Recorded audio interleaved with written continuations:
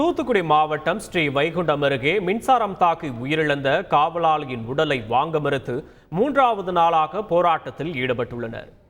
பெரும்பத்தை பகுதியைச் சேர்ந்த சங்கரலிங்கம் தனியார் வங்கியில் காவலாளியாக பணியாற்றி வந்தார். நேற்று முன்தினம் வழக்கம் போல பணிக்கு சைக்கிளில் புறப்பட்டு சென்று கொண்டிருந்தார். அப்போது திடீரென அடித்த காற்றில் 3 மின் கம்பங்களும் ஒரு மரமும் முறிந்து விழுந்தன. இந்த சம்பவத்தில் மின் கம்பிகள் சங்கரலிங்கம் மீது விழுந்ததால் மின்சாரம் தாக்கி சம்பவ இடத்திலேயே அவர் உயிரிழந்தார்.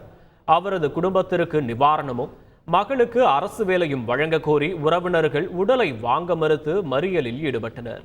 தொடர்ந்து 3வது நாளாக சங்கரலிங்கம் உடலை வாங்க உறவினர்கள் மறுத்துள்ளனர். இதனிடையே ஸ்ரீ வைகுண்டம் சட்டமன்ற உறுப்பினர் ஊர்வசி அமிர்தராஜ் தமிழக முதல்வர் ஸ்டாலினுக்கும் மின்சாரத்துறை அமைச்சருக்கும் கடிதம் எழுதியுள்ளார். அதில் காவலாளி உயிரிழந்த விவகாரத்தில் உரிய நடவடிக்கை எடுக்க வேண்டும் என கேட்டுக்கொண்டுள்ளார். செய்திகளை உடனுக்குடன் தெரிந்து கொள்ள உடனே சப்ஸ்கிரைப் பண்ணுங்க.